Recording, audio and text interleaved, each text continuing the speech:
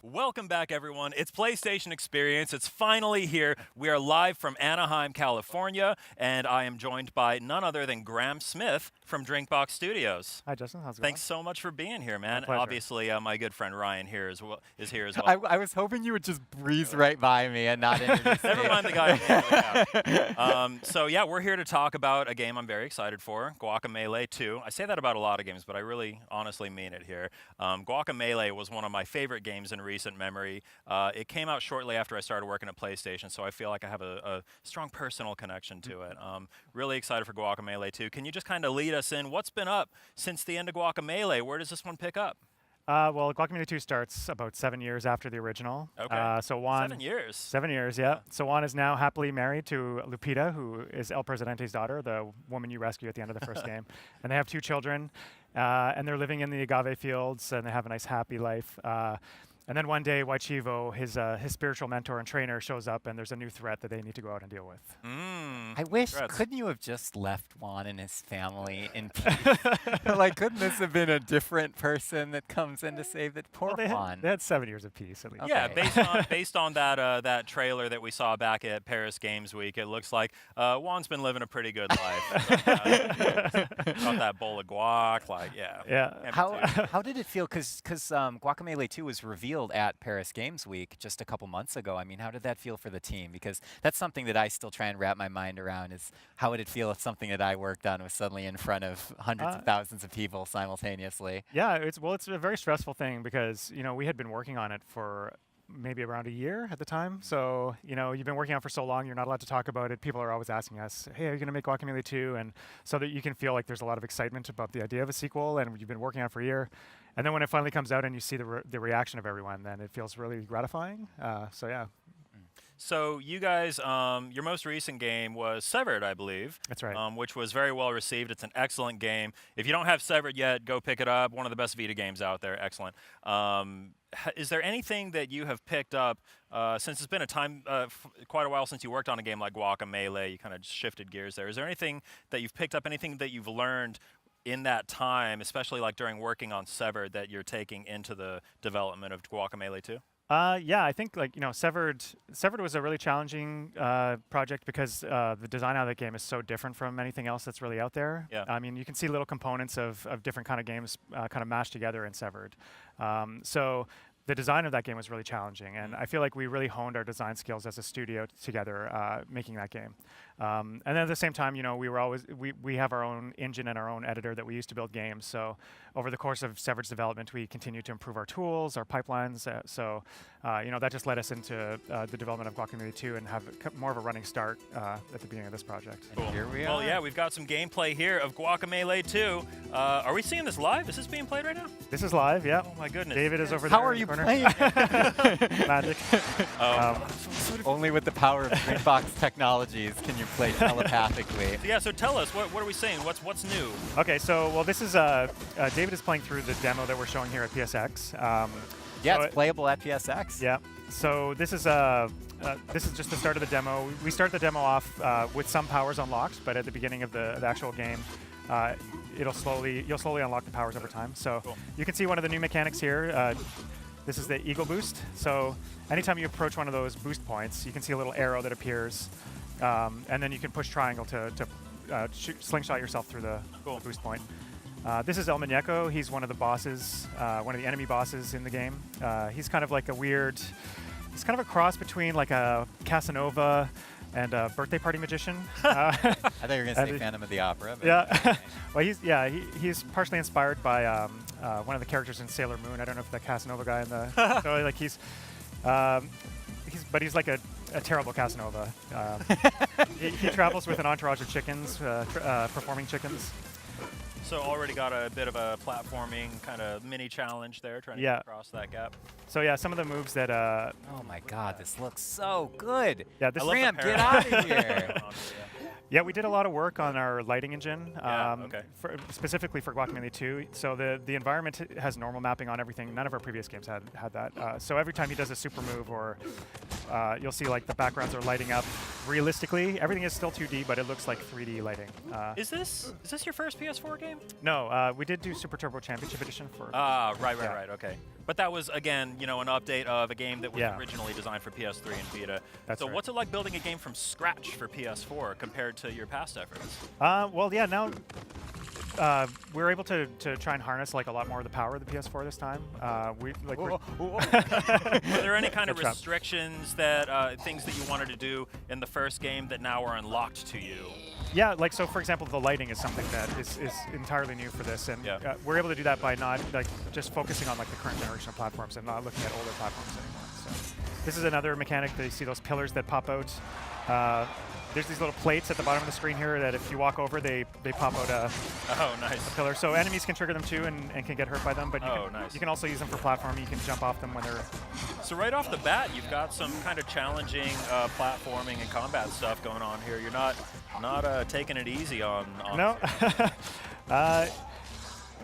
Yeah, in the demo, we relaxed it a little bit, so like we give them infinite stamina, so you can use as many super moves as you want. But in the full game, you have to be careful about more strategic about how you use your super moves. Cool. I remember near the end of the first Guacamelee, there was a particular boss that when I talk to people about Guacamelee, everyone says, "Yeah, I made it to that cheetah boss, and I kind of couldn't get past it." Jaguar Javier, yeah. Yeah. Did you guys learn anything from that? Is that something that you've heard too? Yeah. So with that particular boss, It's just so great. I just want all this all the time. So this is the Chicken Pope, and you're in the Chicken Church here. This is like they have like a weird Illuminati shrine with an egg in the background.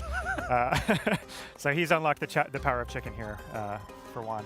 Yes. So there's a much bigger focus on the chicken in Guacamelee 2. In the first game, the chicken had a very basic peck attack, but now the chicken can dodge, the chicken can throw, the chicken can wall jump, and you even unlock additional moves. Even in the demo, there's a new chicken move that we unlock. Is there any downside to playing as a chicken? Because right now you're just selling me on all chicken all the time. There's benefits to playing as the chicken and benefits to playing as Juan. Okay. So the chicken, when the chicken does its super moves, it uses half as much stamina, so it can do twice as many moves, but Okay. it doesn't do as much. Oh my goodness. So at the next Awesome Games Done Quick, we'll see chicken-only speedruns of Yeah. Guacamelee 2. Oh my gosh, Graham. Yeah, this is Graham, I can't. I can't take it. this is one of these powers that will happen occasionally in the game. Just for fun, I but, yeah. love it. Yeah, a lot more focus on the chicken indeed. Yeah. Holy cow. How do you as a team kind of balance out visual clarity with keeping things interesting and exciting, because Yeah. you want your game to be readable, especially in a 2D space like this, but you Uh, also want to make it feel like it's active and alive. That's a very challenging problem. And in fact, in multiplayer, so the game will support 4 players. Yeah, that's another thing. And one of the biggest challenges we've had in our playtesting so far is just players not being able to find themselves on screen, because Interesting. especially when there's tons of enemies around. Right. So What we're are doing potential solutions to that. So now we do things like we dynamically show a little triangle over your head when there's too many characters around, so you can find yourself it'll give your player number in the middle of the triangle. Now the Chicken Priest is going to give you a new power here. This is the Chicken Shot. Is this how you're going to come across new abilities throughout the course of the game? Yes. So it's much more compressed here. Usually, we give an ability and then we play with that ability for some time, let the player and then we combine it with other abilities. So the Chicken Shot is you can do a downward dive or an upward dive. Yes. And it goes on the diagonals. Oh, nice. Oh, Color-coded barriers, Yeah. so you know what you can go back to. Perfect. And enemies sometimes have barriers, not in the demo, but in the game. So sometimes you have to use specific moves to break their barriers. So you'll find yourself switching between Juan and the chicken throughout combat. Nice. I love how he can say that seriously. Switching between Juan and the chicken throughout combat. Yeah. So Guacamelee was not too crazy long. It was a good length, probably, 5 or 6 hours? I Yep. think it took Average to get through it. playthrough is about 6 Are you looking at about the same thing here, or are you beefing it up a little bit? So we have the game built out end to end right now, and we're still editing it. Currently, it's a bit longer than the original game, and if I had to guess, I would say it's probably going to end up a bit longer. Cool. Are you looking at ways to add more replay value? Any kind of reasons to play the game again? Or? Much of the studio right now is working on side content, in-game content, Awesome. secret stuff. Cool. Yeah.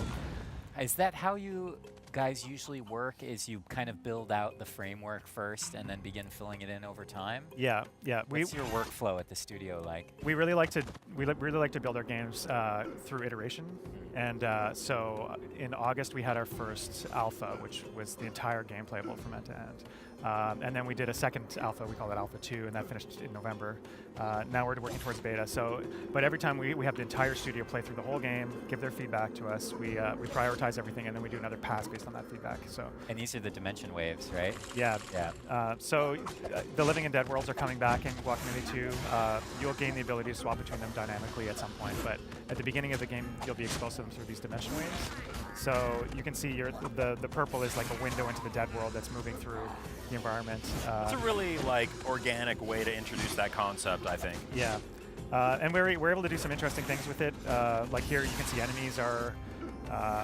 This is another example. So you have the lava in the living world, but not in the dead world. So we have like this horse progression setup here that the players have to move through. Oh wow! I'm trying to think of the programming involved here, and my brain is hurting a little bit. But I'm sure smarter people than I are on the case. This was a challenging one to do because there's a lot going on here.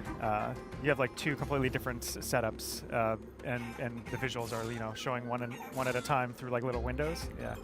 Is this? I'm sorry. I think you mentioned this earlier in the segment, but do you build on your own engine or do you use an existing framework? Yeah, this is all our own engine and our own editor. Yeah. Oh, nice. That's amazing. Yeah. So it's been 7 years. Juan looks like he's still in pretty good shape. Yeah. Are you guys give me some tips? You guys thinking about any like unlockable skins for like an older Juan or anything like that? Well, actually, at the start of the game, before Juan gets his mask again, he has a bit of a pot belly. He's a bit slower. He doesn't punch as hard. So. Eventually you get back to your normal shape. Beards are in right now. Yeah, definitely. So this is El Muñeco again. So he's going to be the first boss in the game that you fight. You guys have really stepped up your animation. Yeah, I can tell you guys have gotten a lot better. I mean, you were already excellent at it, but seeing this guy's attacks, like it looks excellent. Yeah, our animation team is a little bit bigger this time around. Yeah. Okay. Yeah, the team is about the same size overall, but. How big is the team at DrinkBox? Right now it's 12 people. That's it? Yeah. Wow. Isn't that ridiculous? That's insane. I couldn't make this with like 400 people under my command. So is this running at a targeted 60 or is this 30? I'm having a hard time telling. It's running at 60, yeah. Nice. And it's enhanced for PS4 Pro. We're doing 4K HDR. Oh, nice. Oh, man, HDR is going to look so good on this game. Yeah. I'm just going to take this TV back home with me after the live cast is over. So. Oh, this is so flippant. Your designers must have a lot of fun with things like, are boss fights more fun or more challenge than the normal run of design? The game? Yeah, to design. What would you say? Boss fights are one of the most challenging things to design. Okay. You're like, they're not fun at all. I hate them. They usually take more iteration than anything else. So you see how you can use the pillars to, strategically block projectiles. This boss fight looks amazing. I mean, you're right. Boss fights are hard to get right. Yeah. But man, I'm very encouraged by what I'm seeing here. Did the team look to anything in particular for inspiration to, either for the main game or for the boss fights this time around? Has anything really resonated with you guys in the past, since Guacamelee? Not I'm reminded a little bit of Shovel Knight with the triangle. Traversal technique there, kind of similar to something I saw in was it the Spectre of Torment campaign they came out with kind of recently? Yeah. One game that I played after the first year of Guacamelee's development was Hollow Knight, which I've heard really good things. Incredible boss fights in that game. Yeah. Okay. So I do take some inspiration from that, but a lot of the work had gone into the game already by that time. Okay. You're like, well, maybe for the sequel. Yeah. This is fantastic. I can't believe that something this beautiful and this fun and tactile is made by 12 people. Well, thank you. Yeah, I mean it's not easy, that's for sure. But our team is extremely talented. Everyone on the team is absolutely. And you have a lot of experience now. I mean, you guys are no joke and have been really building a library and a catalog for yourselves over the years. Yeah. Yeah. You guys have really kind of mastered 2D games here. Have you ever messed around with any 3D prototypes? Have you guys dipped your toe into those waters at all, or? A little bit.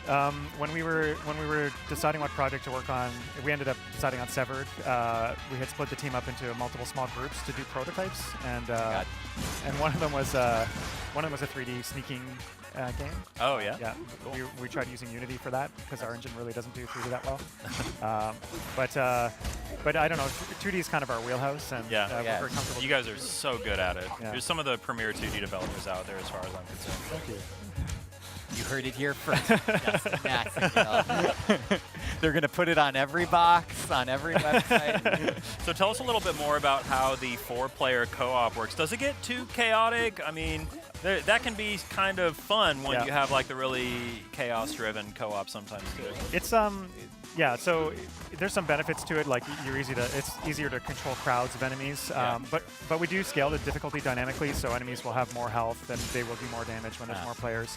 And then also certain enemy setups will change if there's 4 players. So so a lot of the challenges is trying to keep everyone on screen at the same time and making people feel like. Often through some of the platforming challenges, one player will pull ahead, and so you don't want the people who are falling behind to feel like they're just being pulled along.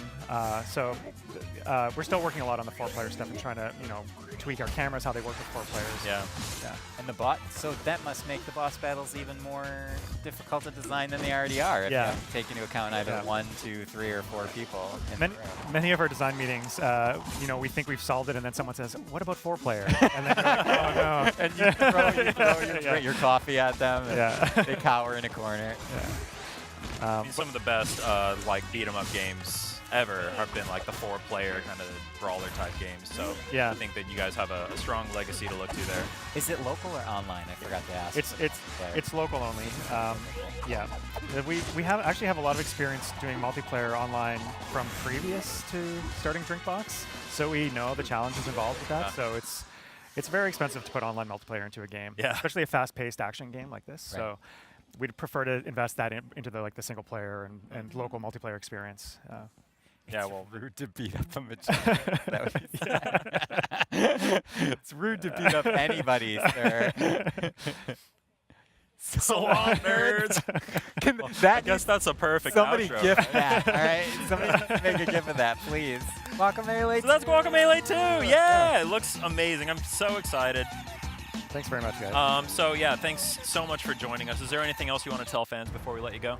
No. I guess if you're a PSX, please come by our booth. We'd love to have you try the demo out. We'll be playing 4-player all weekend, and keep an eye out for us early next year. Yeah. Alrighty, Guacamelee 2 coming to PlayStation 4. Looks so fantastic. I'm so excited for it. Coming up next, we've got a look at Soul Calibur 6. Stay tuned. PlayStation